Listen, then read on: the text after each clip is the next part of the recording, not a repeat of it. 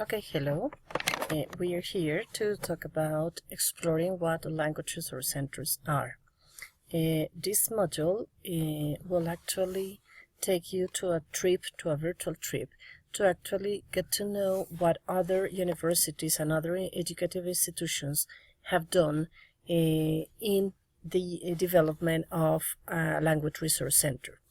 Initially, there are some questions that we could post and are: what would be the plan to optimize the use of ICT in ELT in our institutions? It is possible that in some of your institutions you already use technology, but the idea is how to optimize those resources available. The second question is, what would teachers need to effectively use ICT in EFL? Let's say that teachers nowadays might be used technology, but the question is, are they using it effectively? So the question is, what would teachers need to effectively use ICT? Third question, where exactly is my school regarding the implementation of technology and my classroom? So two questions in one. Let's say that nowadays it's undeniable that all schools have technology, but the question is where exactly my school is and where exactly my classroom is. And the last question is, what strategies may I implement to integrate technology, ICT, in my context? So these are key questions in order to know what a language resource center is, and a question that you can actually consider to start thinking about a plan to implement technology in your classrooms and in your institution. So the question is, why is using ICT important in language learning? Why is ICT important in language learning? Well, as we know, there are many drawbacks that we should consider. Some others might consider that it is a need to be used because of the moment that we are living. Some other ideas may come out because it's just a trend, because the students learn more, teaching is faster and easier. Well, a lot of ideas. So the most important is to actually consider our context and to actually see why we are using technology in our classroom. From the readings and let's say the experiences that we have had so far about a language resource center, so let's say that people might consider that a language resource center is just a laboratory, or is a place, or it is just let's say an idea or a project that schools might have. I would say that a language resource center might be a general idea that changes according to the let's say conception the educative school institutions have, or even the conception technology teachers who use technology actually have. So an important principle that we should keep in mind is this one said by Professor Alvarez and Acero in 2010, in which we said that language resource centers offer services, resources, and facilities. Services, resources, and facilities to aid a particular goal or philosophy related to language teaching, learning, or research. So be aware that no matter if it is a place, no matter if it is a computer lab, the most important are the services, the resources, the facilities that aid to, let's say, a particular goal or philosophy related to three important aspects: learning, teaching, and research. So in your institutions, the language resource centers may have different forms. So we do not expect to have the same language resource center in all the schools, because all schools have different needs, have different purposes, and as it said here, it depends on the particular goal or philosophy that the school want to approach. So the big question is, what happens in your institution? What is that philosophy? What is that particular goal related to language learning, teaching, and research that you want to actually foster? So the invitation is to have this exploration of language resource centers all around the world. I have here some examples. There is a language resource center at University of Michigan. And in the exploration, we can see that it actually has a lot of resources to offer to faculty and students. Be aware that here we're talking about teachers and students. So we are helping teaching and learning, in support teaching and learning in languages and cultures. There is a second center, that is the Center for Language Education at Hong Kong University of Science and Technology. I think that this is one of my favorite ones.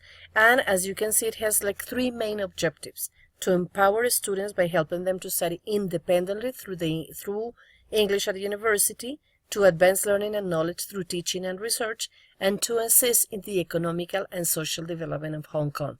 So you can see that now the Language Resource Center has like other services and other uses that go even beyond the mere teaching and learning. So it goes to the training of more autonomous learners, and it goes also even to help their society. There is another center, that is the Student Learning Center in Auckland, New Zealand. It offers academic English language advice. So this is their target, this is their particular goal. The fourth one, the Language Resource Center at Columbia University. It says that it was established as a hub of new language instruction to allow the university to increase the number of languages taught, encourage innovative language pedagogy, and deepen into context for language study. So as we can see in these four examples, these language resource centers have very different, very different ways to help, to aid particular institutions' goals and philosophies related to language learning, language teaching, and research. Are there any similar language resource centers in Colombia? Yes, there are many, especially in universities, in some, let's say, schools, high schools. They have their own centers with their own vision. Let me just give you an example of the one that we have at Universidad de La Sabana, that is Studium. So allow me to tell you that before Studium was actually set up, the whole idea of service, facilities, and the target it wanted to have was even conceived before the place was set. So what is a Studium? A Studium aids at a particular goal or philosophy related to language learning, teaching, and research, the way that we see learning, teaching, and research in our university. So it was conceived as a mega strategy to support independent language learning, because we wanted to develop autonomous learners. It wanted to help students identify, adapt, and adopt diverse learning styles, and to provide different types of self-access and technological resources. So let's say that this one was the main target and the main definition of this Language Resource Center. Is just to give you an example, similar to the ones that I show you with other universities, that they have a target to actually see how learning, how teaching, and how research is actually seen. Good. So it's important, and probably you could see it from your exploration, that there are different components that you can actually see as facilities, as services in a language resource center. So just to name some, I have here some of the components that you can actually consider for a language resource center, or for a team that actually wants to increase the use of technology in an institution. One, the human factor. It's undeniable. We need actually people trained, people that actually understand the use of technology, and people that can actually go farther the use of the current technology they are having in an institution. Two, self-access resources. So I think that is a target of the 21st century, that actually students can learn by themselves, and they can actually learn to learn. So it's important to offer these self-access resources. Technological resources, well, we are talking about technology, so we need to have, if not a huge number of technological resources, at least the ones that actually help me fit the need of my institution. Services, a good number of services, and facilities. let me just show you here like some of the possible, let's say, people implied. So we can talk about monitors, we can talk about counselors, administrative staff, IT staff, management teams, research teams, teacher and level coordinators, and academic teams. Let's say that this is the way that our studium, our Language Resource Center at Savannah, is kind of organized. However, institutions may have just a few members in their staff, but members may play different roles. So they can be in the teaching part, but at the same time they can be in the administrative part. They can be in the teaching, but they can also be counselor. They can be in the teaching, but at the same time they can be researchers. So the most important is to involve more people into the process of constructing this idea that technology is actually helping learning, teaching, and research. Self-access resources. So let's say that, as you can see here, we initially started with paper documents. Little by little, we just sent our vision to other online resources. So that is important, to have educative software, online resources, learning and practice guides, open library, bank of resources. So it all depends on the needs institutions have. Technological resources, you can name them. So servers, networks, internet, of course, antivirus, broadcasting and podcasting servers. So it all depends on the technology available and, of course, the budget the institution wants and can spend.